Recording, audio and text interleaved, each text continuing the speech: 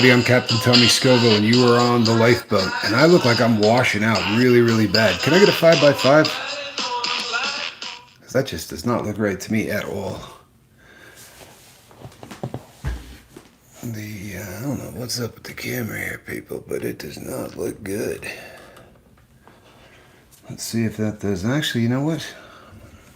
It's just on my screen. I look all right on the other screen. All right. Good morning, people.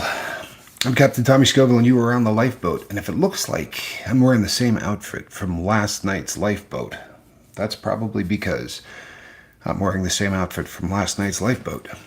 It was one of those nights where I sort of came in from the night before. A lot of people last night that got helped. We had some really cool stuff happen. And some not so cool stuff happened, kind of the nature of the beast.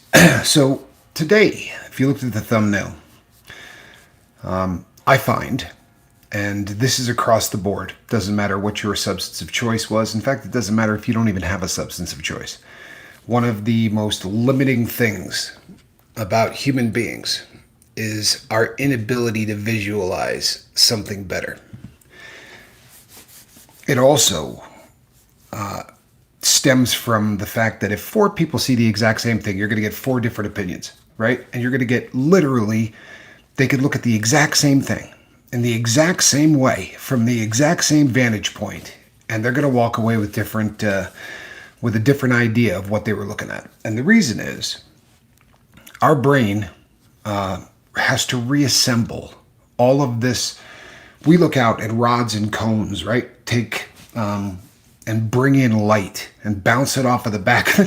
If you read how the eye does what it does and how the brain then reassembles what the eye does, it's absolutely frightening what takes place and how fast it takes place. So with that in mind, when it really starts to make a difference is when you look at what you've seen and you make a decision about how you process what you've seen. And there are 80 million examples, right, of people, of generations, of teams who were able to do far more than their skill level or their talent level or anything else because of the way in which they did their mind, how they focused, right? So I'll tell you a funny story.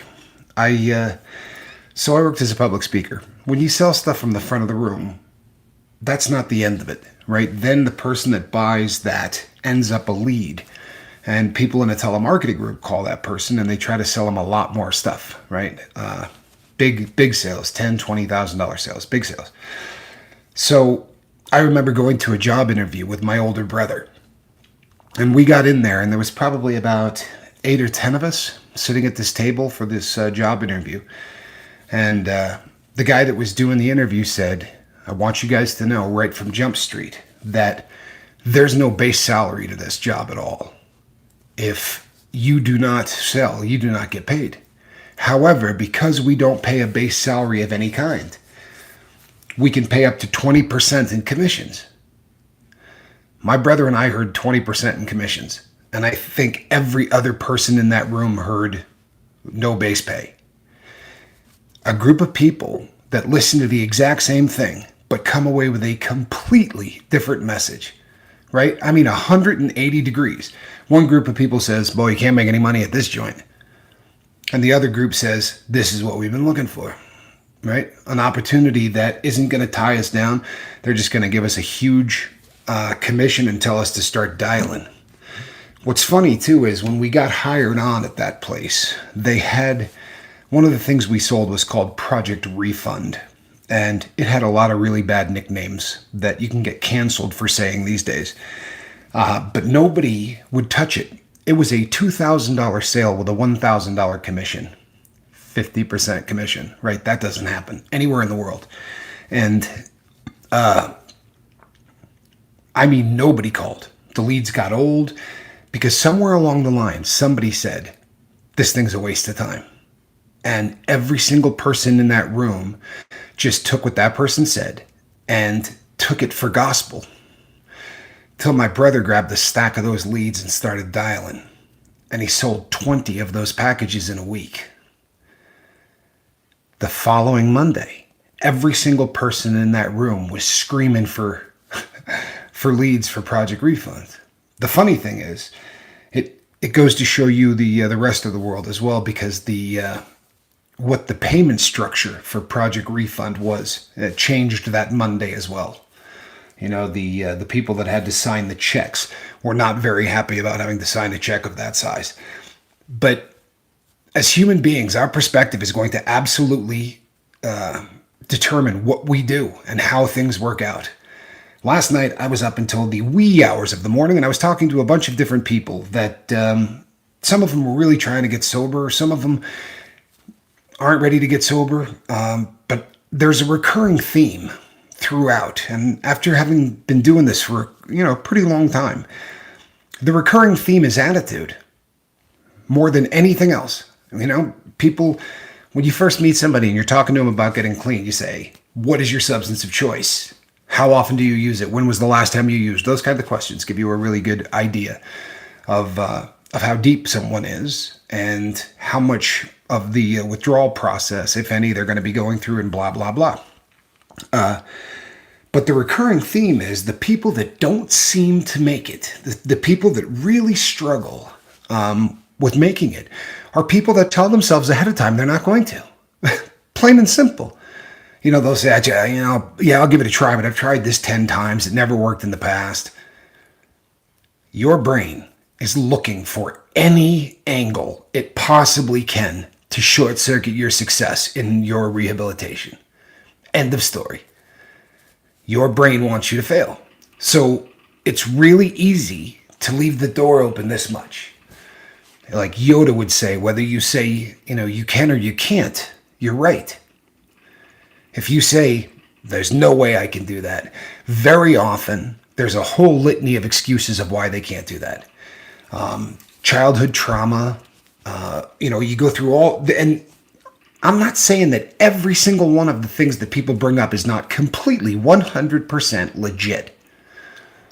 However, for every one of those excuses that somebody gives me, I know 40 people who got sober in spite of the fact that they had the exact same thing.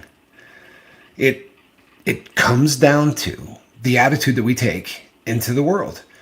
If I sat here and started telling you horror stories, girl raped by her uncle at the age of 14, gets pregnant from it, has to give the child up for adoption, which almost drives the girl completely insane. And just a very tough childhood, right? What are the odds this person, is Oprah Winfrey? People take really crappy situations and turn them into triumphs on a daily basis.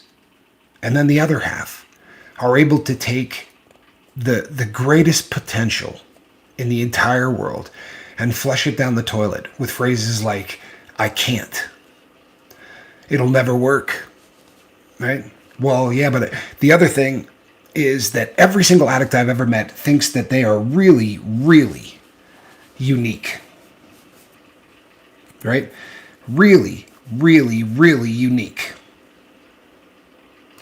Every single day I talk to somebody who goes, yeah, but I'm not like everybody else on that boat. You know what I mean? Like, I was doing 4 times more dope than they were, and my injuries are 10 times worse. Or my childhood, you don't know what I went through, man. It gets back again to that being the center of the universe. If you are the center of your own universe, it becomes very difficult to concentrate on anything else, and you are subject to really taking on either the heights or the absolute lows of what that means. But every single person thinks that they're unique. I remember the first time that I walked into and I mean unique in terms of your addiction, because obviously we're all unique. I remember the first time I walked into an NA meeting, and I looked around and went, these people are losers. There's not anybody in this room that's not a loser. That was my first thought. I'm not like these people, man. I'm nothing like these people. When that is your attitude, there is really an excellent chance that you're going to fail. And by excellent, I mean you're going to fail. It takes a long time to realize that I'm just like every single person in that room. It really matters absolutely not where they're from, what their substance of choice was, how long they've been using it. None of those things make a bit of difference. The fact is, we're all in the same boat. And we're in the same boat because the reward center of our brain is malfunctioning in a big way. Something that was designed to reward us for things like procreating, eating, working hard, things that should keep the human race going. Honestly, that was what the chemical was designed for. To give you a little blast that says, you know what, Tommy, you're doing the right thing. Seriously, you're doing the right thing. Working on that house, getting your wife pregnant, here, have a little bit more. Feel good chemical. And you just get that warm and fuzzy. If you've ever had a doctor hand you your child for the first time, you know exactly what I'm talking about. Right? This little bundle of joy. Well, God, or whatever you want to believe in, knew that that thing was going to scream and cry and make all kinds of noise. And we'd probably throw it out if we didn't get one of the biggest blasts of brain chemical that we're ever going to get in our entire life. And it instantly bonds us to that child forever. Well, imagine if you did dope for the first time and you got double that. Because that's what's happening to the addict. That malfunctioning reward center instantly starts rewarding you for doing things that are, instead of making you a stronger, healthier human being and one that is going to keep the human race going, it's going to reward you for doing things that more than likely can kill you. Doesn't make any sense, but that's why it's malfunctioning. Now, we talk every day, every single day, without fail. Obviously, we want to break these habits. Bad habits can kill you. And especially in this day and age, the dope that's going around right now isn't dope. It's poison. And we can debate till the end of time whether or not this stuff is being sent over here to kill people, or it just happens to be the fact that they're making it so strong that it's killing 500 people a day in this country.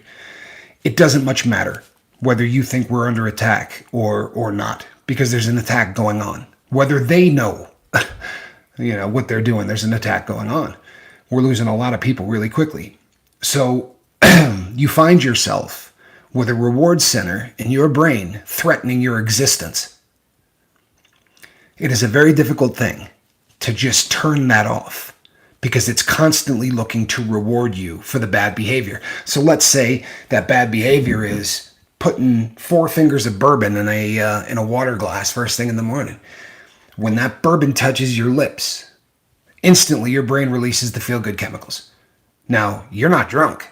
It's not possible. Right? It's going to take 15, 20 minutes for your stomach lining to allow that alcohol to pass through it, get into the bloodstream, yada, yada.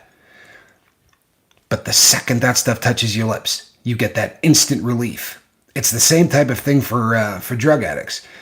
That guy hands you your bag of dope in a parking lot or whatever, and instantly you have relief because your body knows what's coming, and it is going to reward you for that absolutely stupid decision you just made. Now, if you don't go get that hit of dope, or you don't go get that 5 fingers of bourbon in a water glass, your brain starts messing with you in a really big way. It starts making you as uncomfortable as it possibly can in your own skin. And let's see, what's your problem, right?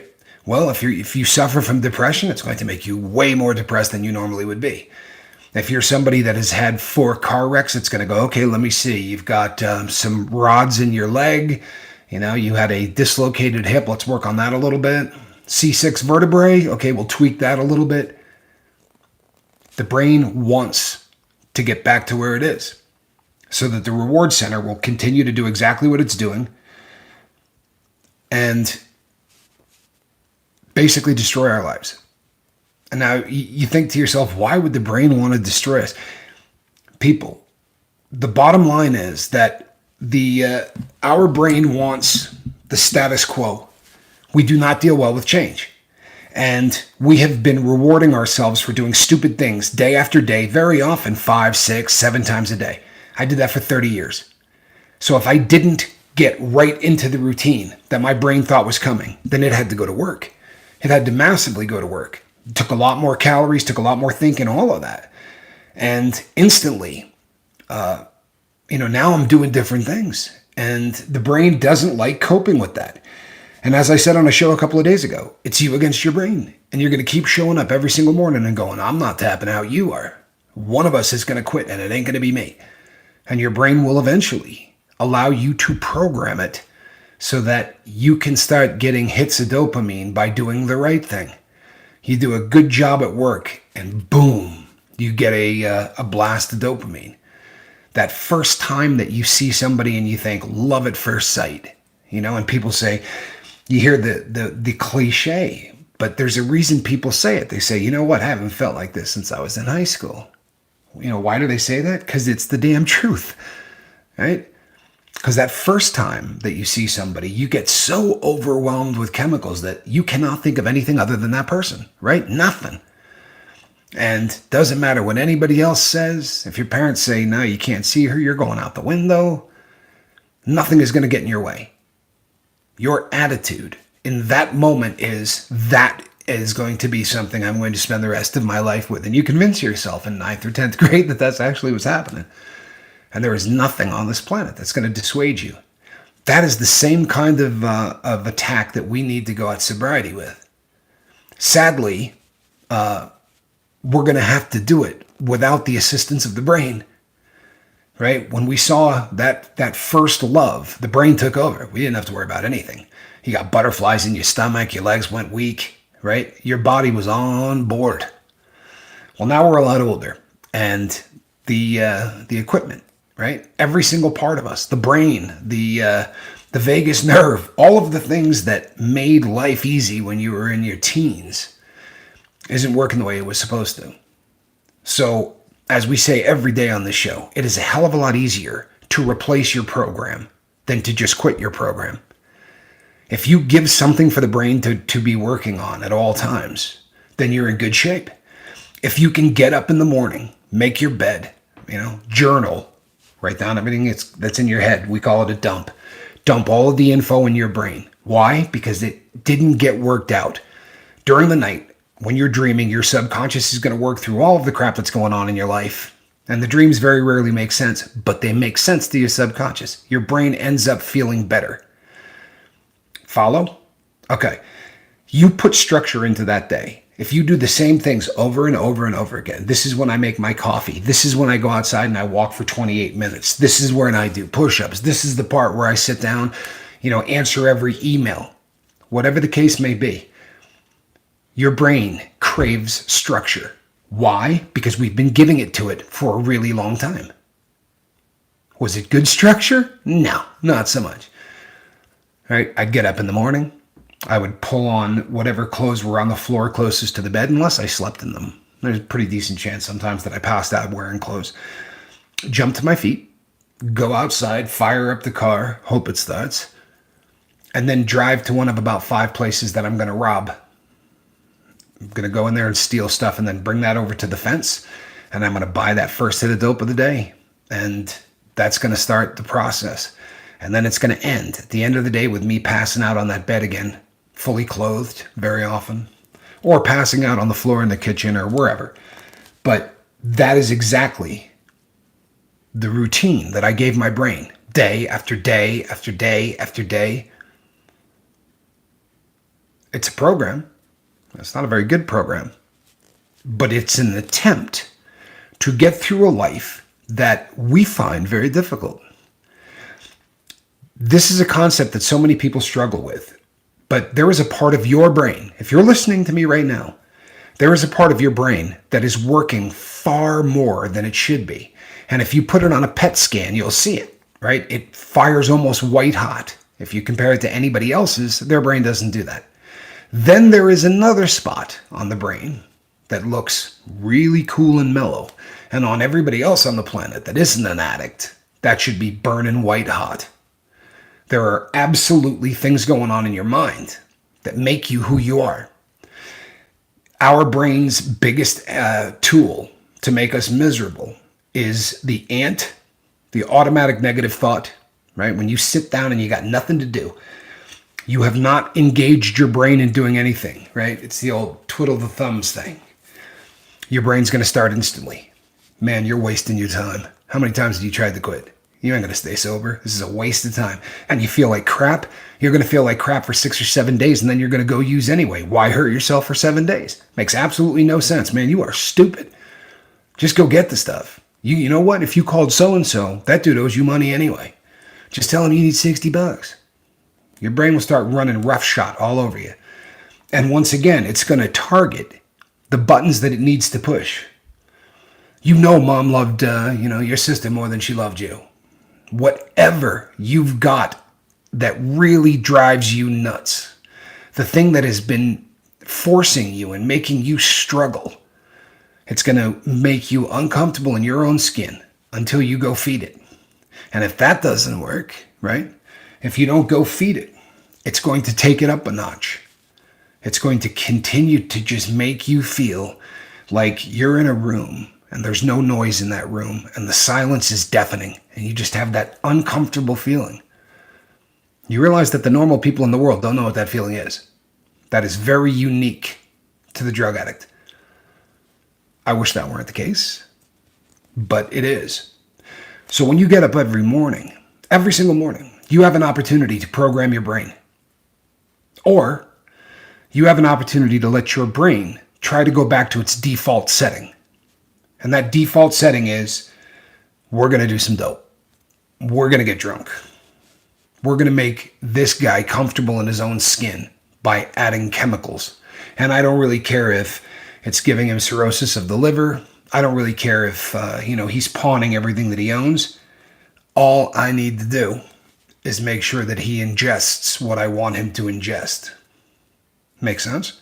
Because that's what's happening every single morning of your life. If this is your first time, chances are you wouldn't have been awake at 5 o'clock in the morning. But if this is your first time to the boat, we don't say and pass judgment of any kind telling you you're a drug addict. That is a decision that you need to come to on your own. However, there's a pretty easy way to figure it out. Is this substance causing you real problems, right? Have you set up boundaries? Like, I'm only going to do it on the weekends, or I'm not going to do it on the weekends. I'll just do it during the week. I'm never going to spend money on it that I should be doing with whatever, blah, blah, blah, right? That is one of the dead giveaways. Is it getting you in trouble with the law, right? You getting arrested? Any of those things happening? Because that's really a dead giveaway. But once you come to grips with the fact that you are an addict, once you come to grips with the fact that you have a disease, it's a disease of choice. You don't get off the hook. You still made really stupid decisions. If you didn't, you wouldn't have ever followed through on the disease. The fact that you're an addict doesn't mean you're going to use. It just means that if you do, you're going to have a very high probability of becoming addicted.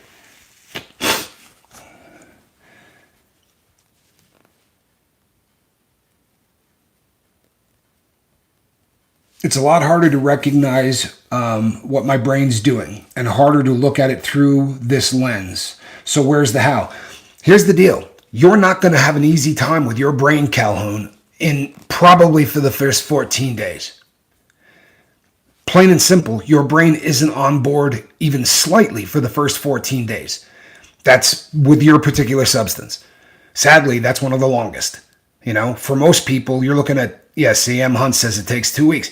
But the how in the meantime is you need to keep yourself busy.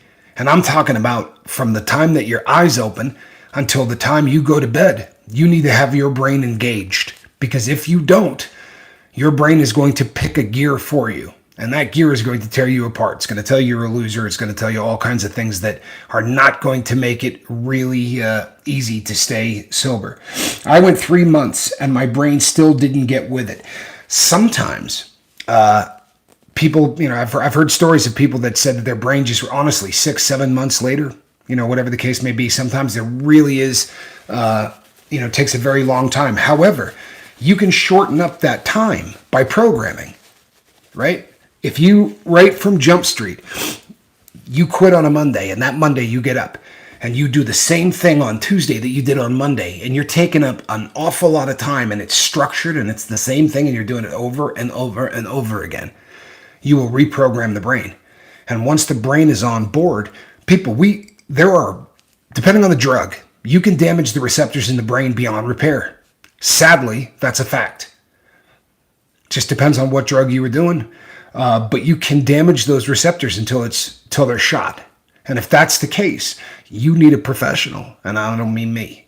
You need to go and talk to a doctor, because there are some things that can be done for anhedonia, which is what it's going to cause. You're not going to feel happy. You're not going to feel sad. You're not going to feel anything, because the receptors just are not playing the game anymore. They're like, you know what? I'm not letting any feel-good chemical out again, ever. And sadly, that happens. Sorry, peeps. This is the time of the show. The how is sometimes more important than the why. I love that, M. Hunt. This is the time of the show where I now start to look into and see what you guys have to say. Southern Grace, mine is alcohol. Late bloomer as an addict, dependent plus female changes, and empty nest. Gotcha. Yeah, that does sound like a late bloomer as an addict. And alcohol is a tough one. It really is. It's one of the most insidious substances on the planet as far as I'm concerned. It's a poison. It is. Like, there's no two ways about it. Alcohol is a poison. And it is a poison that is hypoglycemic. So it messes with the sugar levels in your body massively. And it craves water and can literally steal it from every single cell in your body. It can dry you out until you're like a piece of popcorn. And when you wake up in the morning and you feel like, right, that dry taste in your mouth and everything else, it's just a very, very difficult thing. On top of that, you can get it anywhere.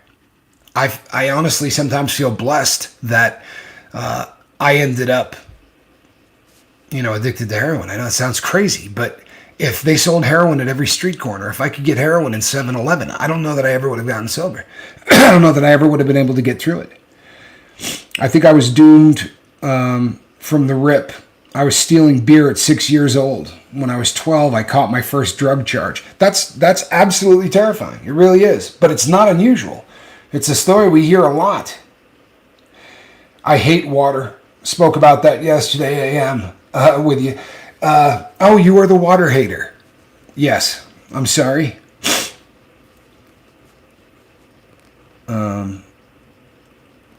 Empty nest, 4 years.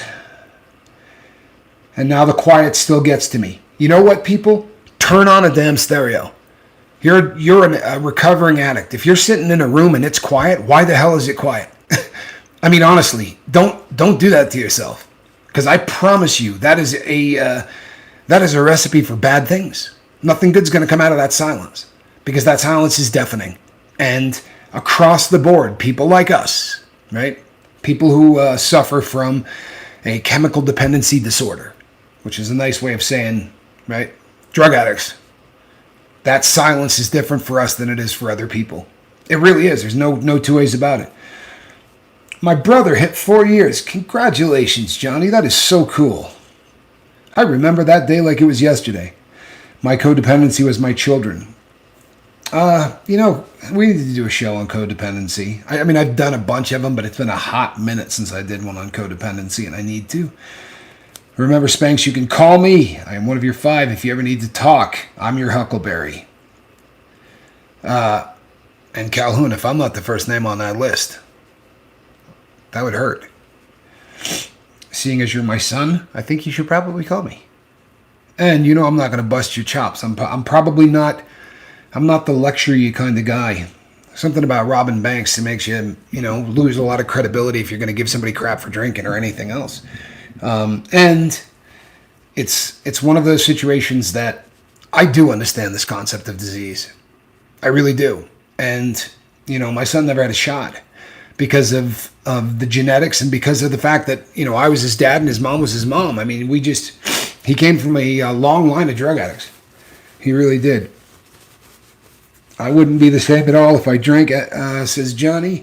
No, and I'll tell you something, M. Hunt. I don't know if you watched Johnny back in the day, but I'm telling you right now, Johnny was one of those people that he could drink 1 million drinks, but he was already loaded after the first one. It was a really kind of an odd phenomenon. And the day that he quit, I called him from prison. And I was calling him to tell him that he needed to quit drinking. Like I was going to have which is really funny, right? I'm going to do an intervention from behind bars, but I was going to give him some crap because people had been reaching out to me and saying they were concerned.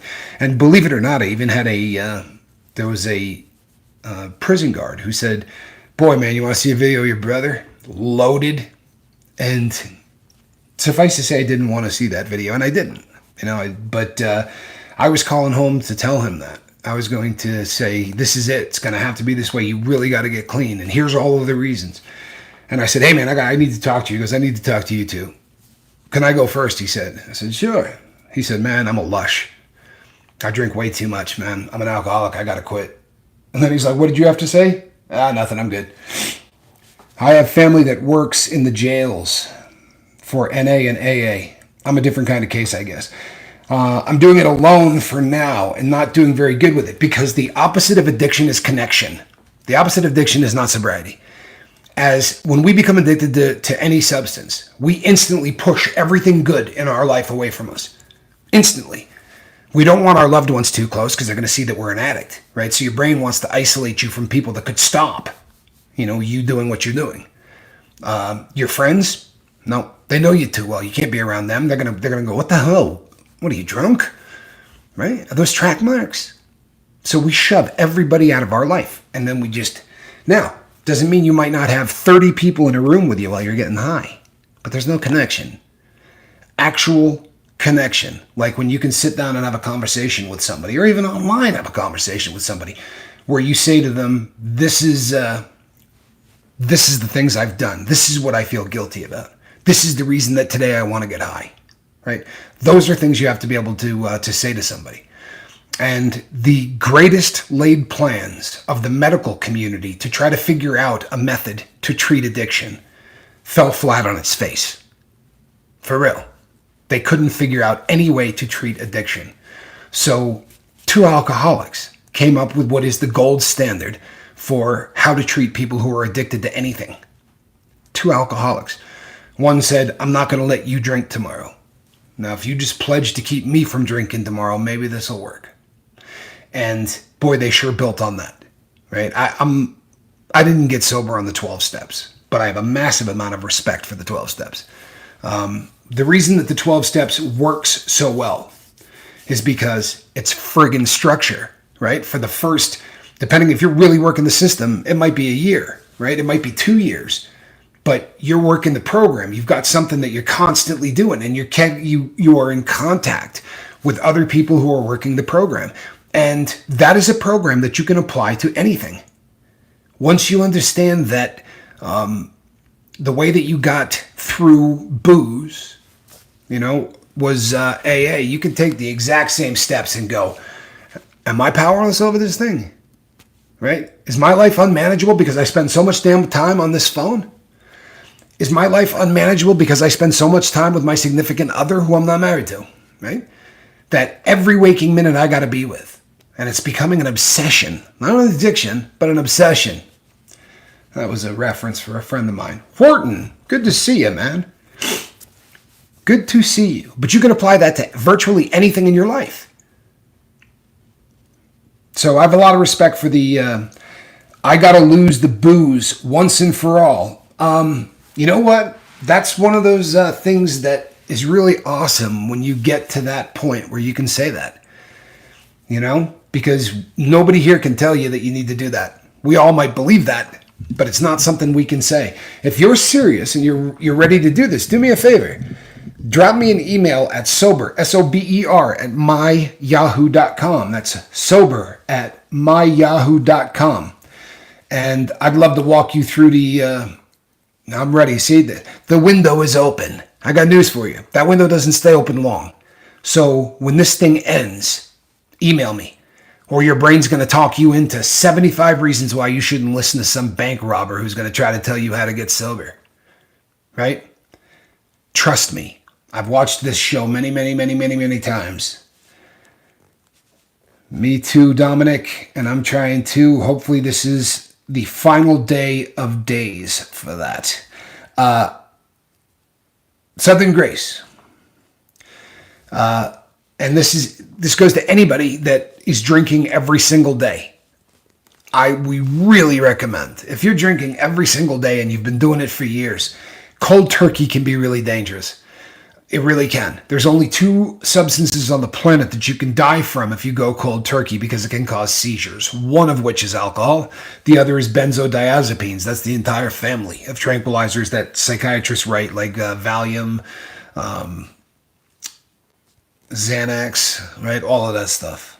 Xylazine, the crap that they were putting in horses.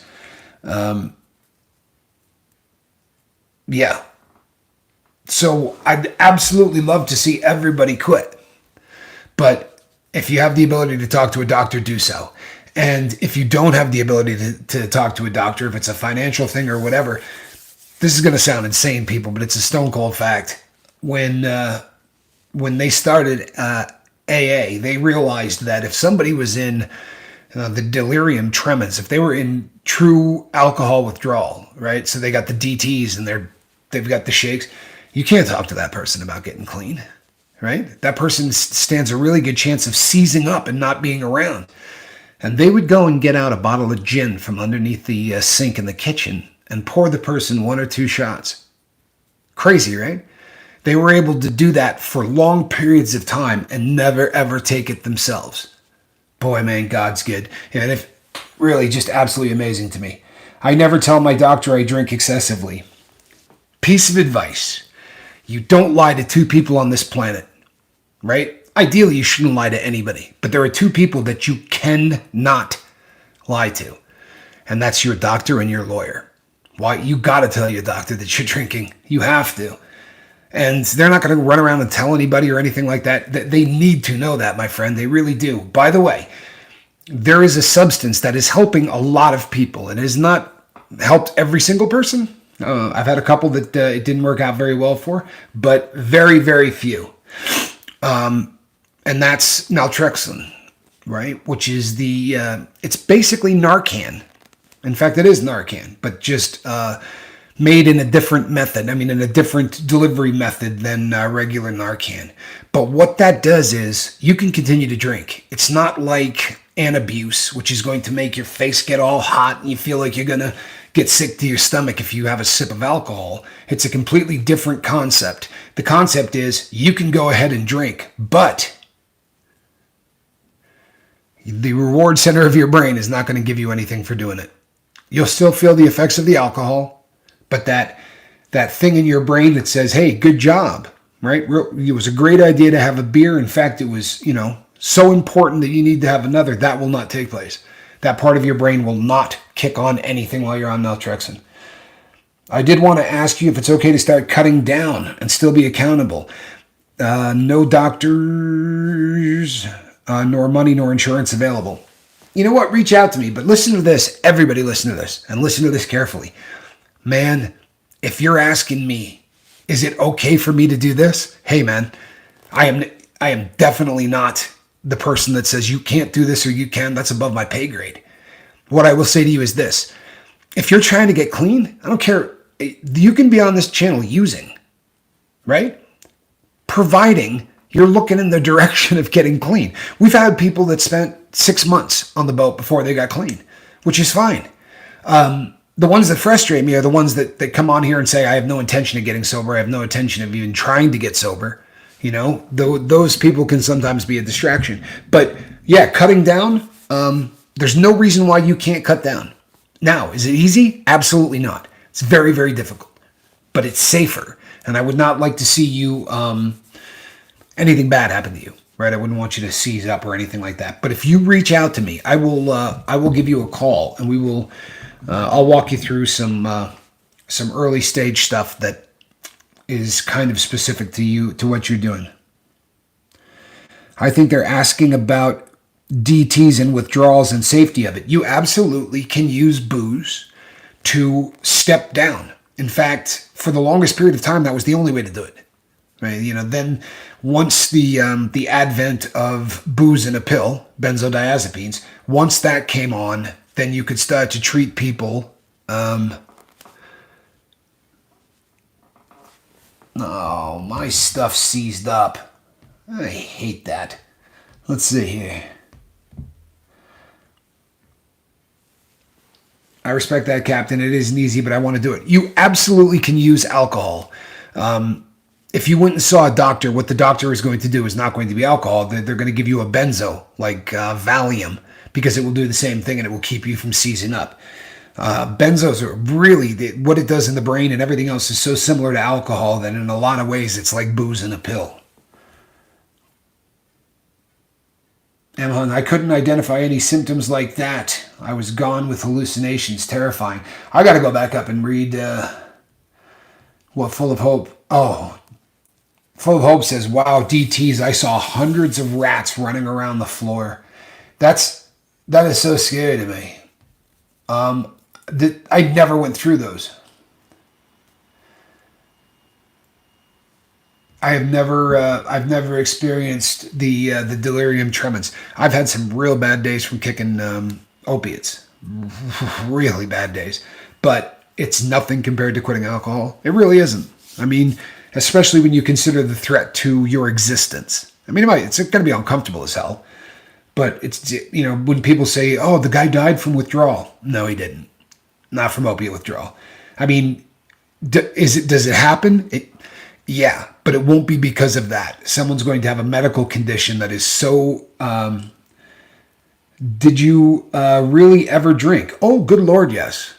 Yeah, I just never got a habit of drinking. I'm not a drinker. I never liked the buzz, to be really honest with you. I like feeling like I'm in control. I'm not really a drinker. And you know what? These days, I'm not really in anything. Once the lifeboat started up. But yeah, that is scary. But the DTs are scary in general. I remember trying to make pancakes and seeing bugs crawling in them. Oh, wow. Now, that said, M. Hunt, my freshman year in college, I probably got drunk every day for about 9 months because it was just such a thing there. And I don't know whether it was peer pressure or what, but I just caved into it. And there was a lot of cocaine too and stuff like that. But, it wasn't my substance. I felt out of control on it. And I'm not much for feeling out of control. Oh, wow. I see spiders. Southern Grace. Yeah, then we don't want you. Yeah, we don't want you quitting cold turkey or anything like that. That's the last thing in the world that we want you to do, right? We would like this to be safe above all. And I am not a doctor, right? I am a convicted bank robber and gun runner. I was given 8 years to read every book on the planet about sobriety. And I met somebody that took pity on me. And after 3 decades of trying to get off of that crap, an inmate that was doing life in prison was the person that got me clean and really explained to me the concepts that I run with here on the boat. This is his boat. It really is. And he would be better at this than I am. Unfortunately, as of right now, he's not out. I'm never going to give up hope of getting him out because he's one of the best people on the planet.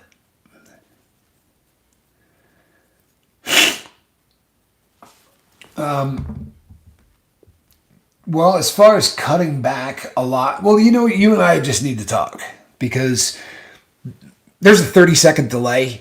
So what you're hearing me say, I said 30 seconds ago. So it makes any kind of back and forth in the comments section a wee bit of a struggle. So, where is Tommy's accent from? I'm in Ontario, Canada, and every so often I hear his accent. This isn't an accent. All of you have an accent. I am from New England. I grew up in the Northeast. My family is from New York, but we spent an awful lot of time in Vermont. Little time in Massachusetts, spent a little bit of time in Boston. I'm headed into day 8, guys. Wish me luck. About to hit the gym and the showers. You know what that sounds like, M. Hunt? Sounds like you're programming, brother. So proud of you, man. And if you haven't seen that man play a bass guitar, get over to his channel and check it out, because he plays a bass guitar. I'm telling you, there are people, no one is, yeah, just go check it out. It's really fun to watch. The guy can play the bass like most people play the lead. Tommy, after I quit again, let me see here. After I quit again, after watching the boat for, 2 months, I helped convince my wife to quit, and she's doing great. Wharton, that is the coolest thing I've heard in a very, very long time. For real. That is really cool. And it's going to do wonders for your long-term success. If your significant other remains in the life and you do not, the odds are really high that the addict caves before the other partner decides to get clean. Hey, we love you too, M. Hunt. Yeah, I can absolutely throw a one up there for, well, you would think I could. If you're new to the boat, I am the least computer savvy person on the planet. I'm working on it. I really am. But taking 8 years off and going to a place where they don't let you play with computers or phones or anything else for 8 years, the only thing I had access to was books. I did read a lot of them. And it has served me well. It really has. It's one of those things that I don't regret any of. I mean, I'm not saying the bank robberies. Of course I regret that. But I mean, once I got there, everything needed to go down the way it went down. I wouldn't be here. There wouldn't be a boat. And I sure as hell wouldn't be sober. Joanna W., you're right. You're absolutely right. Because here's the deal. Even if you're not, it's Wharton. It's just a way to throw. It's like clapping, right? It's like clapping, or it's like, it's just thumbs up, But we here on the boat will throw up ones. It's a way for everybody to kind of interact, and somebody's mom's been in a car wreck. Everybody throws up a one, and you just know that everybody's praying for that individual's mother. But when something that damn cool happens, because that's really cool, plain and simple, that's really cool, and it's going to end up with a whole lot of ones. There's no question. Cheryl Niles, I live near Buffalo. Scoob, I didn't know you lived near Buffalo. I should have, though. Yeah, I should have, though. That's crazy. Area code. When I was a public speaker, the company I worked for was based out of Buffalo. Well, Lake Honeoye. But right up in that part of the world. We had a huge place right on Lake Ontario, which was owned by the company. I live in a small town and a lot happens. Boy, you know what? In small towns, very often a lot happens. And it seems like more things happen in small towns than in big cities because nobody, and I mean nobody, misses anything. It's a way of throwing a tourniquet on a bleeding wound for me. Well, Southern Grace, we're going to talk. Because really, boy, you know what? Jen, with all due respect, you need to see more of the U.S. Because there are some really rough places that just, to me, seem a lot more like the armpit or the backside.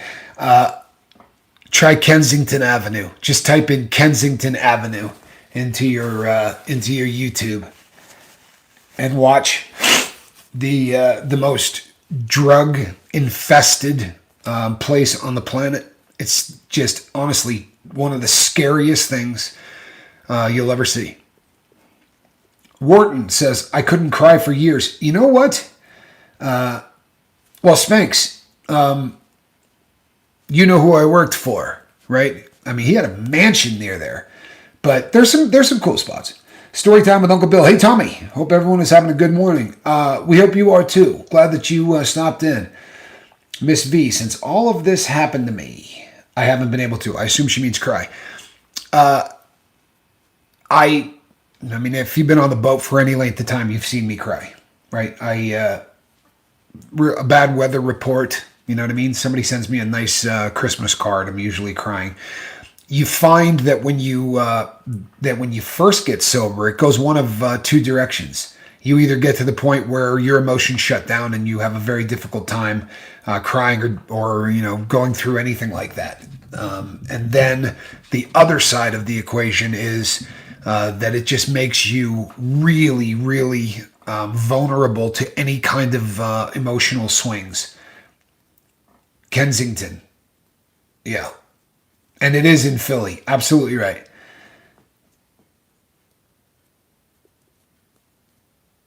Full of hope. Well done. There is a Kingston Avenue in a lot of cities in America. Yeah, I mean, if I said Kingston, it's Kensington, and it's yee. Tennessee is riddled with drugs. Scooby, it's not a great place right now. There isn't any place in the U.S. currently that isn't riddled with drugs. I'm in Northeast Alabama, but would be happy to meet and go through the mountains with you. Oh, that's cool. Full of Hope says, my home here is Kensington. I'm going to go out on a limb and say yours is a lot nicer than the one that we have here in the U.S. Yeah, see, so I grew up, as I just said, I spent a lot of time in Vermont. And one of the things that we were most proud of growing up was that you could leave your front door open. There was no crime. I literally moved at 19 or 20 years old. I left Vermont and moved. And when they had never had a drug bust for heroin in the state. Now, last year, deaths and arrests, right, being what they were for the survey, deaths and arrests. The fastest growing place in the United States is Vermont. Their overdose deaths and arrests and things like that were up over 300%, which is really quite scary. When did you start this channel? On the 31st of July, 2021. That's when I started the channel.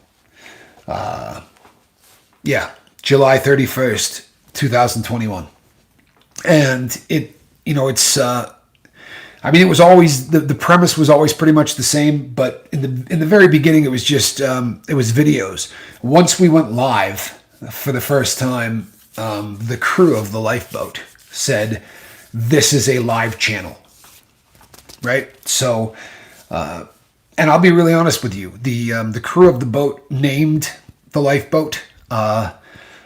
We really have tried to do everything within our power to make sure that this doesn't come across as a, hey, this is our boat kind of thing, because, I don't have a PhD in drugs. I'm a drug addict. I'm a drug addict just trying to stay sober. It'll be 8 years in June. But regardless, and my partner's 11 years. Peace and power out of Chicago. Chris King, good to see you, bud. So this boat belongs to every single person that stops by the channel. And that's really the way we would like it to happen.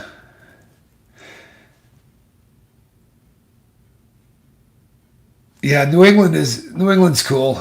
There is definitely an accent in New England. And the funny thing is that the accents are really different depending on what part of, I can tell, if I get with somebody, I know the difference between New Hampshire accents and Vermont accents, or Maine. Maine is really one of the funniest as far as I'm concerned. Dominic, you're in Chicago? Okay. All right. 2 days ago, we had a drug-related death, and last night an assault. Both happened while we were out or just having fun at home. Oh, man. Y'all ever heard a Kentucky accent? Yes. When I did the public speaking thing, I don't know that there's any place I did not stop by while traveling the world. Paul Sargent, good to see you. Glad that you're here. Spanky says, we have family in Kentucky as well.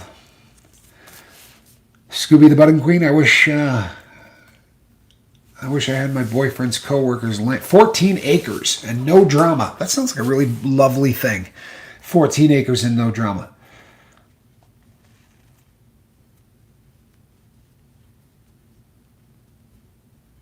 Southern Grace, apparently.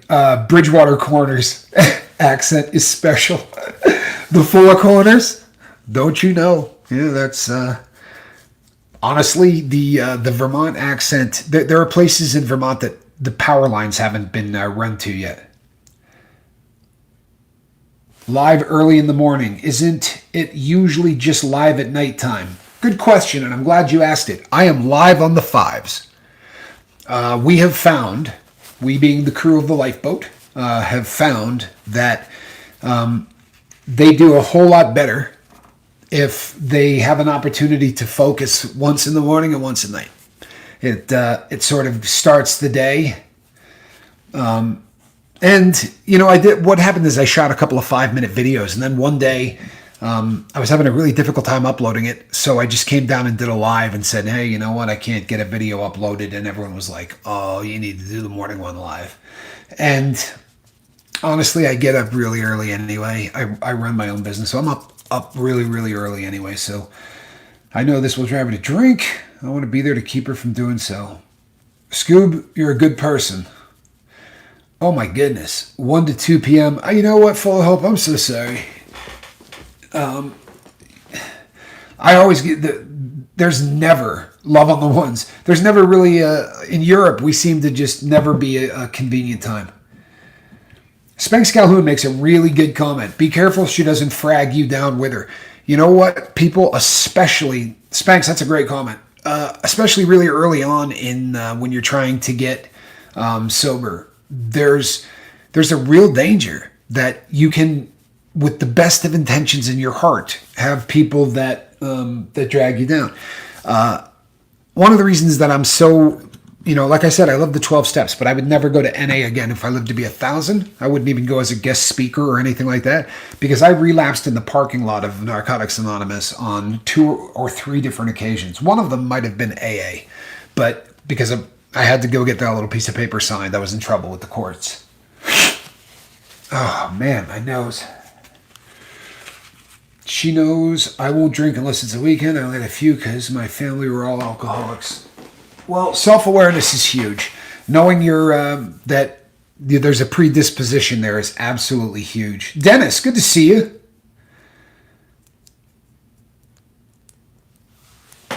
Full of hope. You know what? You consistently. Yeah, Jen says NA drove me to relapse. I hear that all the time, Jen. I really do, all the time.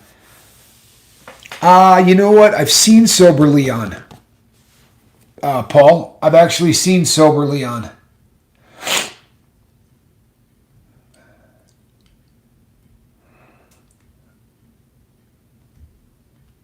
Yeah, you say the nicest things. You really do. Full of hope. You say the nicest things. And Full of Hope went and did a super chat on another channel promoting the lifeboat, which I just think is absolutely amazing. There's a sadness in NA rooms I've been in. You know what, Calhoun? That's also a good comment. And you know something that I think now he changed my worldview on alcohol. You know, I've done a couple of shows on alcohol, and I can't stand it. You know, I watch what it does to people, and since starting to do what I do here, I think it's just insidious. I really do. I appreciate you, Captain, and I appreciate this boat. Tommy Bird, I love you, man. I really do. All right, peeps. You know what time it is? It is the top of the hour. John Doe says alcohol is poison. No question. It is poison. It really is. It is absolute. Bacchus needs a spanking. Great reference, Wharton. Good day, everyone. We will see you in the other 5. Hey, Miss V, hang in there. You know what? We could all throw a one up there for Miss V, too. You know, she's been, this court thing has been going on so long for her. It's just ridiculous. And, you know it's frustrating for you, V. I really do. I know that it's so frustrating. But this is going to come to an end. And when it does, man, it's going to be smooth sailing. See what I did there? I worked in a whole nautical boat reference thing. Yeah, did you catch that? Alrighty, people. I'm Captain Tommy Scoville. I'm going to be back 12 hours from right now. There will be a cat in this basket. And we will be talking about some issue that is related to sobriety. All right. I want to thank all of the new people that stopped by this morning. We had a pretty good turnout for this morning's live feed. Okay, so between now and 5 o'clock, reach out and try to save somebody. And if that somebody's yourself, send me an email. God bless. Bye, Paul.